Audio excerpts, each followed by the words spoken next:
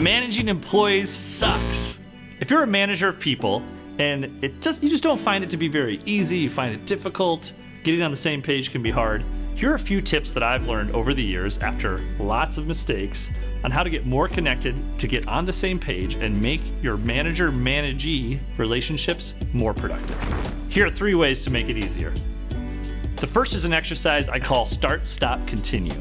This is something that I did with all of my employees at my last company, and actually I recommend I had them do it for me as well. So if you're in a one-on-one meeting, maybe it's an annual review, sit down and have the prompt so that they have some time to prepare ahead of time, and ask them to answer these 3 questions. What's one thing that I should start doing?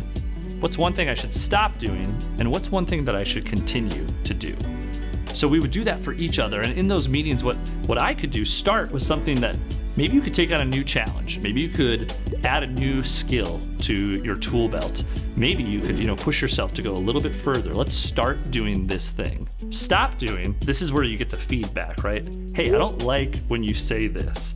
I don't like when you give me feedback in this way. Whatever it might be, the stop is a chance for them to give you feedback on what they don't like. And then continue, of course, that's where you get to give them praise, to reward their behavior, right? You want to incentivize and reward the good behaviors so you get more of this.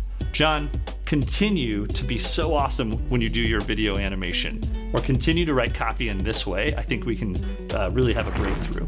So Start, Stop, Continue is just a simple framework that lets you have really fruitful, deep conversation and makes you and your direct report get on the same page.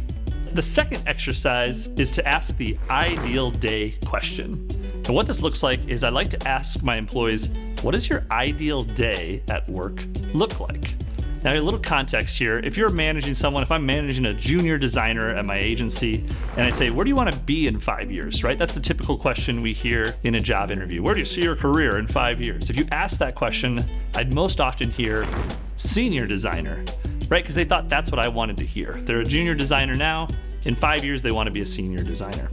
If we reframe that question, say, what does your ideal day look like? You're going to get lots of better answers. Because what it forces them to do is think about, okay, I want to be able to drop my kids off at school. And then when I get to the office, I want to have 2-3 hours of just uninterrupted work so I can really dive into deep work. Or maybe they say, I want to plug in with my team and manage people. And they may just be a junior designer today, but they just signaled to you where they see their career going, right? I even had meetings where someone said, honestly, I want to own my own business someday. And I would say, that's great. How can we help you? How can you be successful for us today in this role while also preparing you to someday own your own business, right? So the ideal day question forces a person, and you should do this for yourself too, to really think about, do your habits, do your routines, do your goals reflect the type of day, the type of life you want to live? And as a manager, if you ask that question, you're going to know how to motivate, how to inspire, and how to push somebody to hit those ideal days.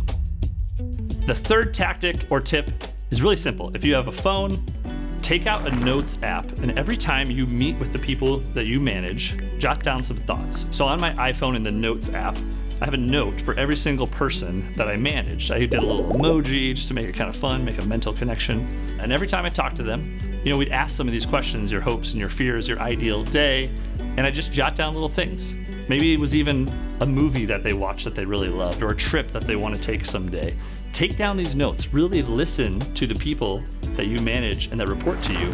Learn their likes and their dislikes, their wants and desires, the things that they are excited about and the things that they're afraid of, and take down those notes. Be a good listener. Remember, they always say people don't quit jobs, they quit managers.